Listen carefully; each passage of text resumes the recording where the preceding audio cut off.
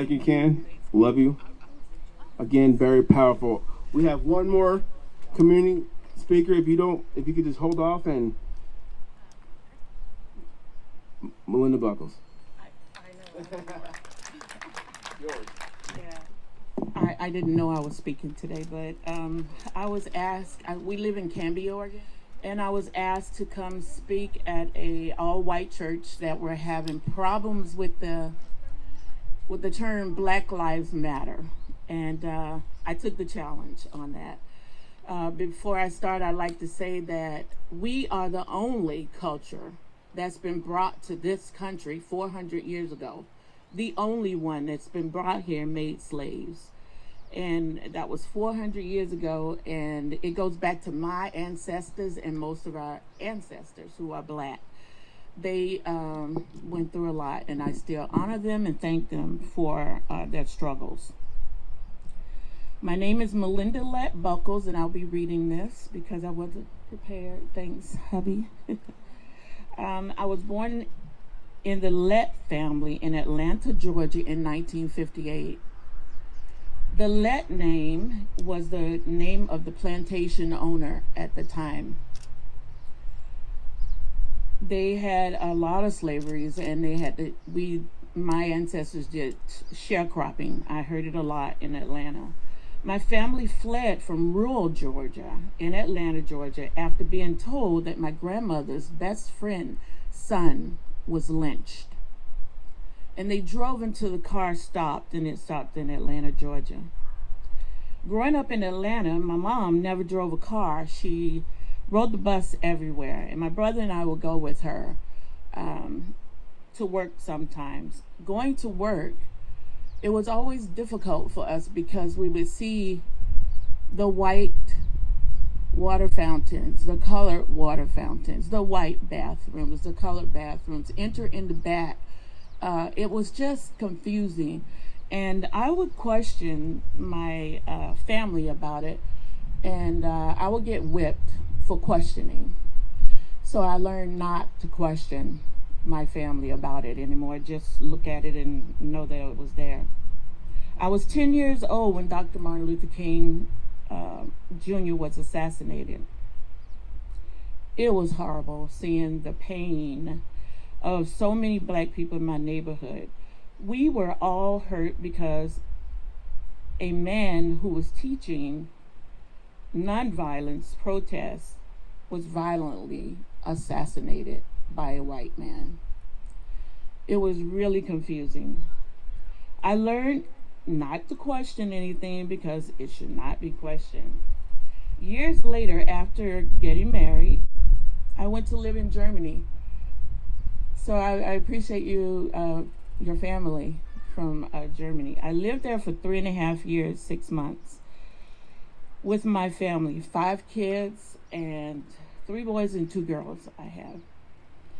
And it was there that I started to question again. While in Germany, I didn't experience any racism at all. I worked for a company called Zurich Insurance, and I learned to speak the language. I learned to write my checks in German, and it was just nothing at all. I was told before I went to Germany that Germans hated Americans. Don't go. I never experienced anything at all like that. I learned that I was an intelligent and smart woman, and that I didn't have to, just a second, that I didn't have to prove myself as a Black woman. I felt like just a woman there.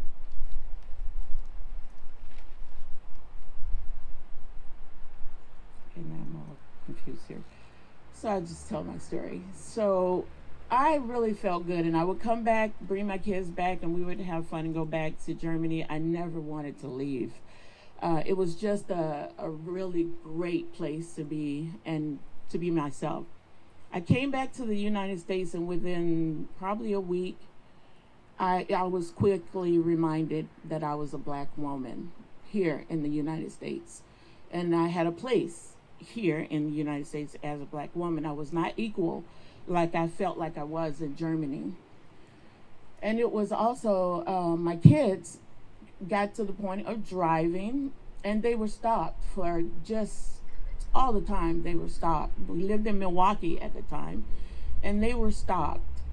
I want to know that my black sons' lives matter. And it's just very difficult knowing, so it was many nights of staying awake, wondering if they would get home because they would be stopped by the police, and what time of them being stopped they may not come back home. I also have the two daughters that they don't have a whole lot of racist stuff that happened with them, but I also want to know that my black daughters' lives matter in this country.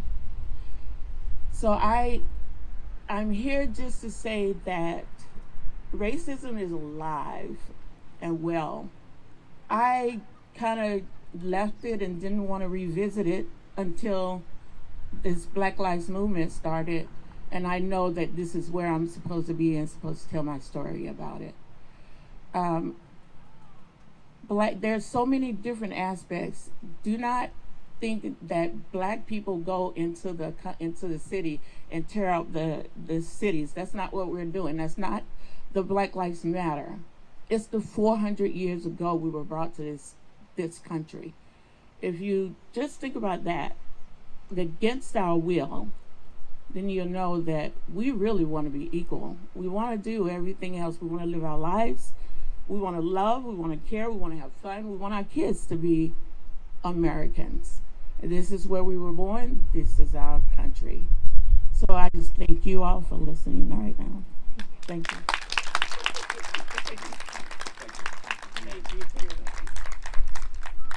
Right on. Thank you.